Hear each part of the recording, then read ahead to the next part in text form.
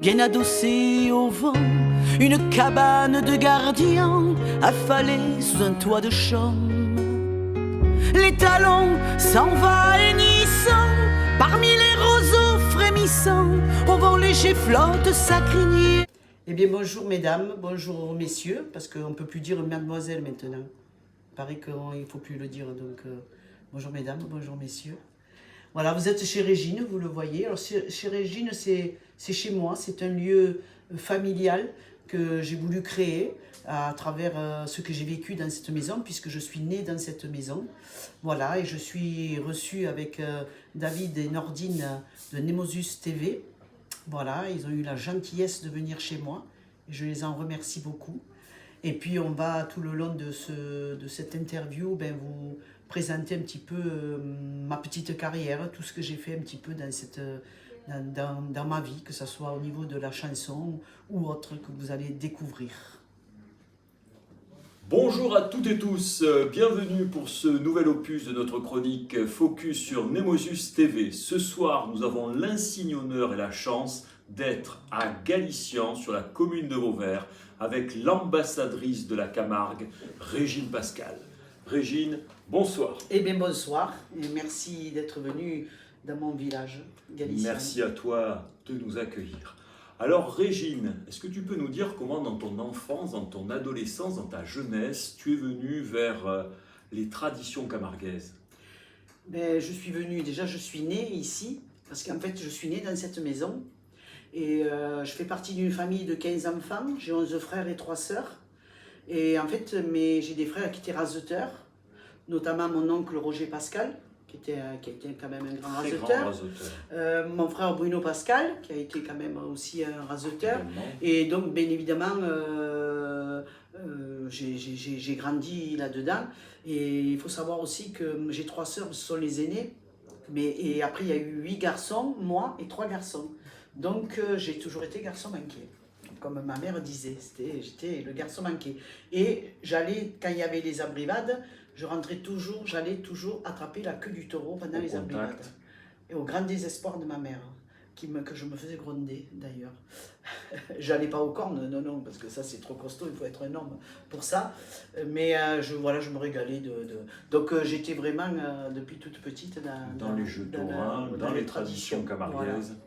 Et donc, comment es-tu venue au chant, au texte camarguais? Alors, au chant, c'est par hasard.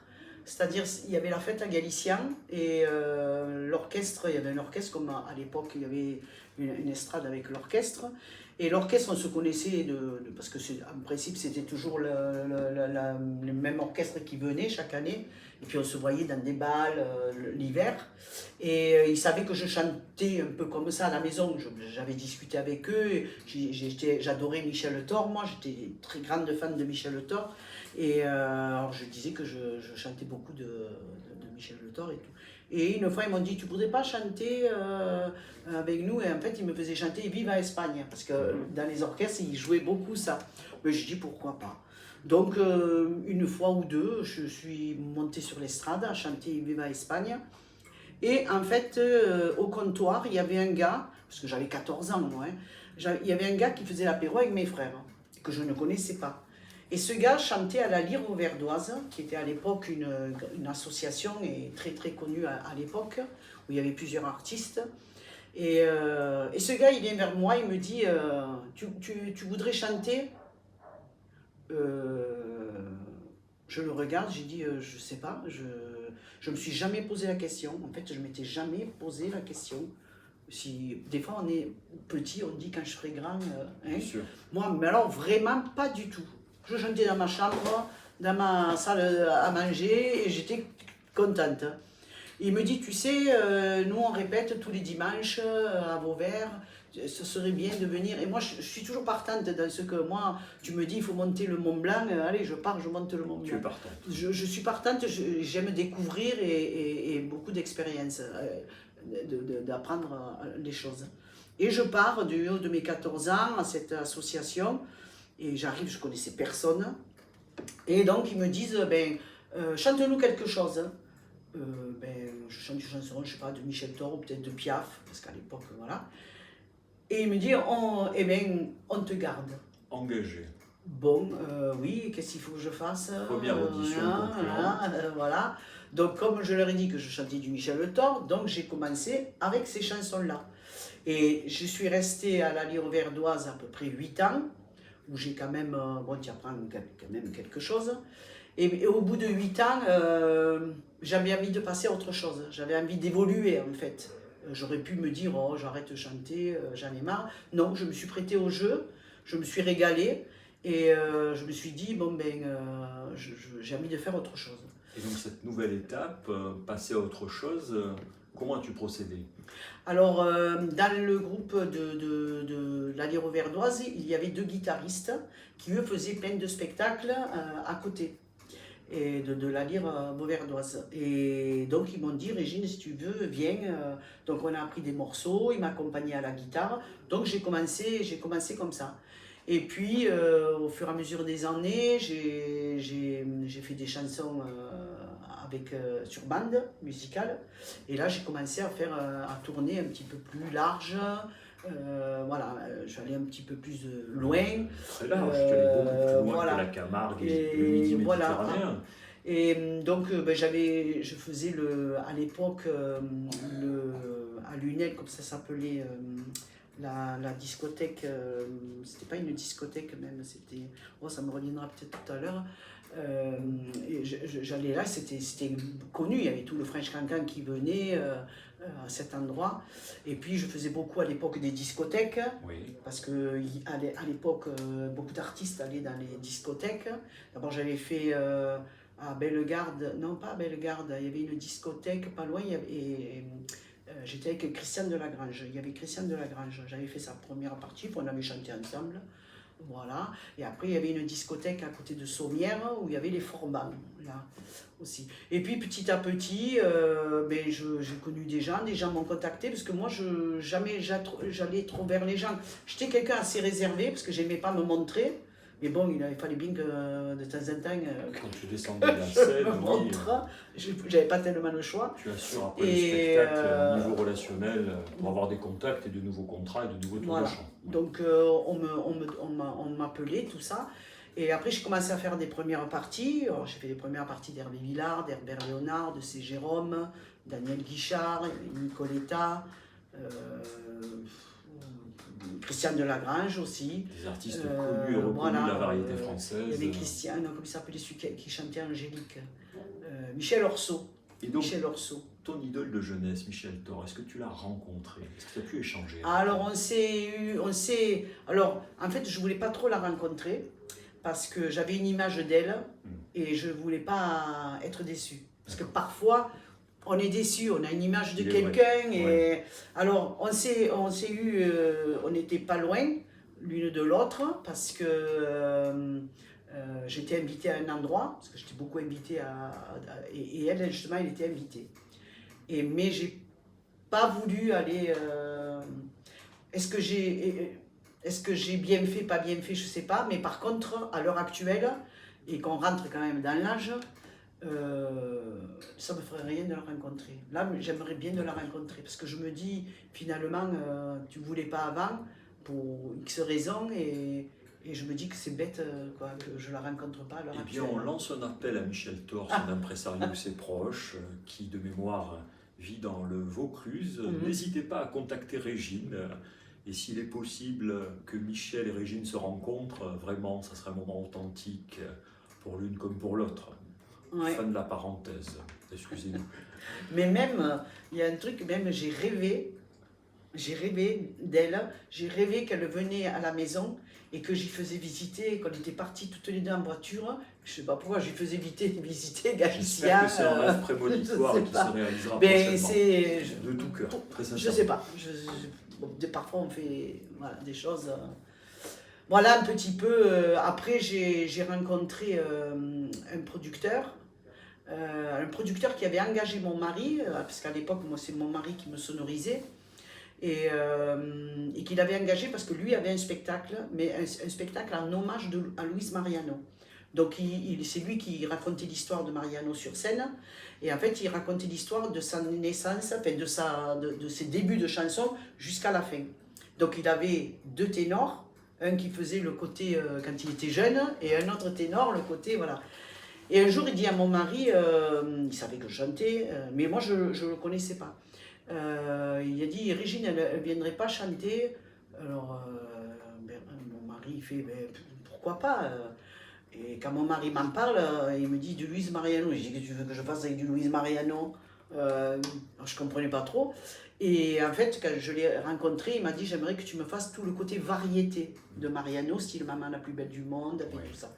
Donc c'est vrai que, voilà. Non, ça c'est le ténor qui le chante. Ouais. Sinon, je ne me rappelle plus ce que je chantais, mais enfin voilà, tout ce côté variété. Et je me suis prêtée au jeu, encore une fois. Je me suis régalée parce que, étant donné que j'étais garçon manqué, il me fallait porter des talons, des robes, des jupes. Alors je me suis régalée à me maquiller. Pour moi, c'était un peu comme un jeu. Et voilà. Et en fait, ce qui m'a beaucoup... je ne sais pas si c'était bien ou pas bien, parce qu'Aznavour a dit un jour, un artiste qui n'a pas le trac n'est pas un artiste. Et moi, je n'ai jamais connu le trac. J'ai fait le Zénith, j'ai fait... est-ce que c'est mon caractère? Est-ce que c'est d'être d'une famille nombreuse et qu'on a tous un caractère décontracté, un caractère... Bon, bien évidemment, quand je faisais des scènes comme le Zénith ou le Théâtre Antique d'Orange ou l'Opéra d'Avignon, bien sûr, j'étais sérieuse. Voilà, c'était pas comme si je chantais à la fête et que je bois mon petit pastaga, je vais chanter, c'est pas pareil. Voilà, j'étais plus... mais de rentrer sur scène comme ça, non, sans se prendre au sérieux. Voilà. Et je rentrais sur scène comme je sais pas, même moi je le comprends pas. Donc on me dit beaucoup que je suis nature dans tout. Alors peut-être que là c'est un côté naturel, je sais pas. Voilà, c'est comme ça. Ces dernières années, malheureusement, nous avons connu les années Covid et les confinements. Ça a été, je crois, l'occasion pour toi de remasteriser certaines bandes audio et de revoir ton répertoire. Ben oui, j'en ai profité un peu pour revoir des chansons que j'avais pas trop l'habitude de chanter. J'ai travaillé dessus, j'ai profité un peu de tout ça. Et puis même pendant le Covid, alors ça c'est l'idée de ma fille. Ma fille m'a dit un jour, parce que des gens m'ont envoyé sur ma page Facebook, tout ça, et Régine, qu'est-ce qu'on fait? On t'entend plus, on se voit plus. Ben oui, comme tout le monde. Et un jour ma fille m'a dit, mais maman, on peut ici faire un petit truc, on t'enregistre. Alors toutes les semaines, je ne sais plus quand c'était le jour, toutes les semaines, je me mettais à table et j'avais, oui, parce que depuis tout le temps que je chante, on m'a beaucoup envoyé des chansons, des gens qui auraient aimé que je chante leurs chansons, et beaucoup de poèmes.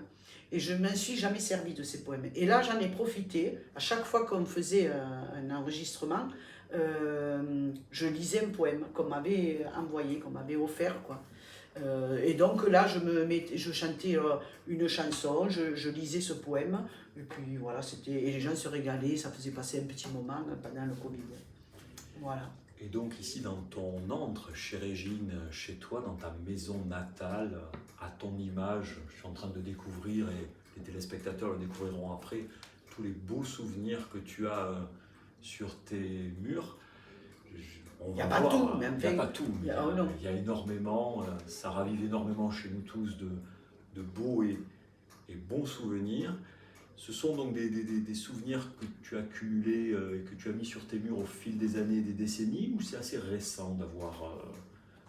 Non, ça, alors là, vous verrez tout à l'heure, sur mon pan de mur, il y a des photos, mais c'est des photos du moment que j'avais dans un coin. Et là, je l'ai mis sur un tableau et chaque fois, je l'ai mis par année. C'est-à-dire que là, on commence avec les années 75, 79, et puis quand je suis à la Lyre Verdoise, et puis voilà, chemin faisant. Voilà, jusqu'à les années 80, presque 2000, quoi. Voilà, à peu près. Tes projets pour ces prochaines années, d'un point de vue musical? De nouvelles tournées, de nouveaux albums, de nouveaux artistes à tes côtés? Allez, dis-nous. Non, pour l'instant, j'ai pas trop... En fait, je veux un peu prendre du recul. Mon dernier album, il est sorti pendant le Covid. Pour l'instant, alors si je voulais sortir un album, ça je voulais le faire depuis longtemps, mais il faut que j'arrive à le faire, que je trouve le temps, sur la Noël. Je voulais faire un album que des chants de Noël. J'adore les chants de Noël.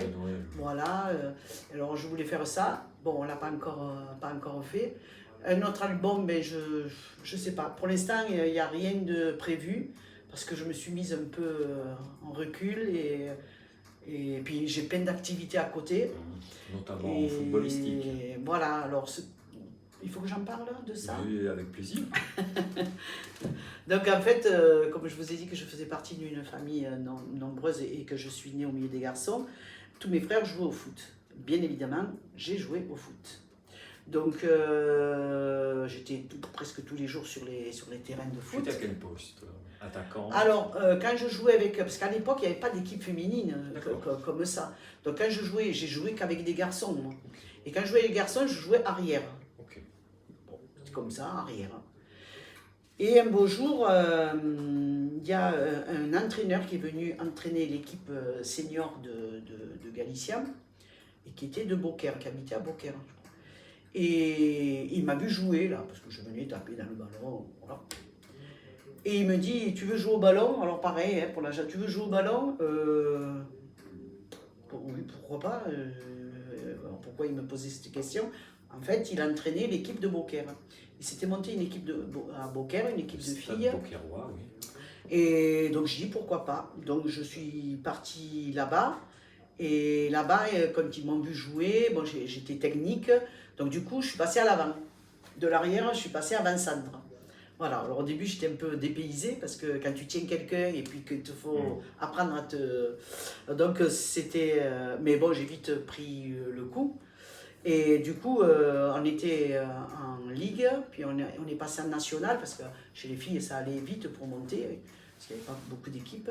Et on a fini en D1. J'ai eu la chance de jouer en Division 1 contre Lyon, Marseille, Saint-Étienne, voilà tout ça.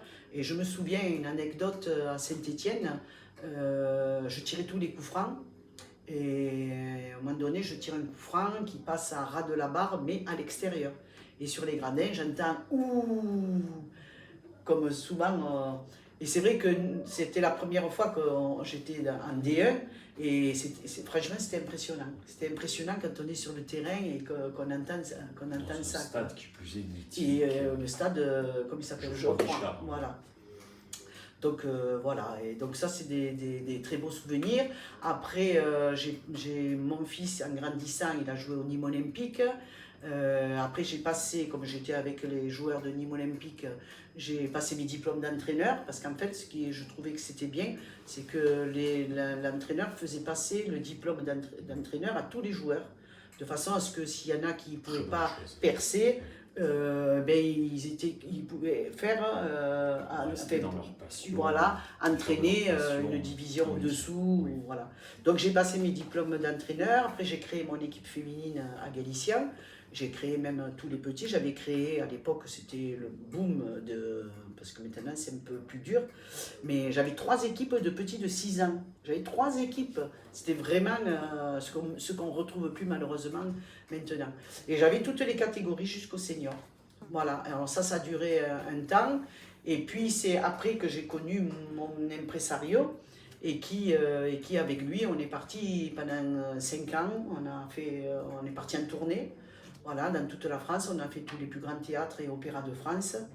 Et on a fini la tournée au Cirque d'hiver à Paris, où nous avons fait 17 représentations. Voilà, où je me suis régalée avec Bouglione. Bouglione m'adorait. Et je l'adorais aussi parce que c'était une belle personne. Et en fait, Bouglione me dit, qu'est-ce que tu vas faire maintenant quand ça a été la fin? Mais j'ai dit, je suis en train de monter un spectacle sur la Camargue. J'étais en train de monter, d'avoir des idées un peu. Et Bouglione m'a dit, quand tu as fini de monter ton spectacle, tu me le dis. Tu m'appelles et tu viendras le faire ici. Et je ne l'ai jamais appelé. Malheureusement. Alors on s'est eu au téléphone pour bonjour, pour rester. Et puis bon, il arrive un moment où, et comme je suis quelqu'un qui ne va pas taper aux portes, j'ai pas voulu le rappeler. Voilà, bon après... C'est bien pour cela que n'hésitez pas de venir taper à la porte de Régine ici à Galician sur la commune de Vauvert. Elle vous accueillera merveilleusement bien. Et comme vous le savez, Régine, comme vous l'avez entendu, c'est la polyvalence au service de la bienveillance. Ce sont les traditions camarguaises, provençales et du Midi méditerranéen qui ont trouvé en Régine une merveilleuse ambassadrice. Et comme le temps passe et que nous devons malheureusement conclure, eh bien je vous dis à bientôt et un grand merci à toi Régine. Et moi je vous fais plein de poutous. Au revoir. Au revoir. Allez, alors pour finir quand même en rythme, on va dire, un petit refrain de mon cher pont de Galicien. Et sur le pont de Galicien, les enfants chantent des chansons. Et sur le pont de Galicien, les enfants dansent tous en rond.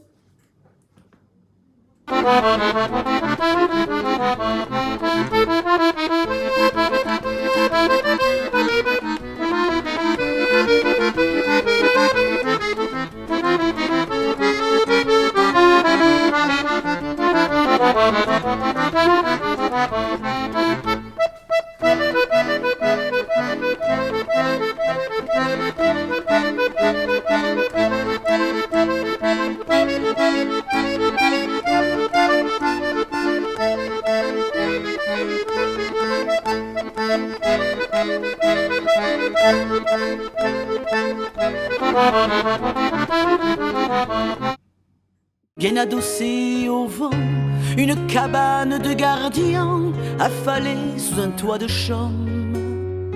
Les talons s'envahissant parmi les roseaux frémissants, au vent léger flotte sa crinière, et le poulain insouciant gambade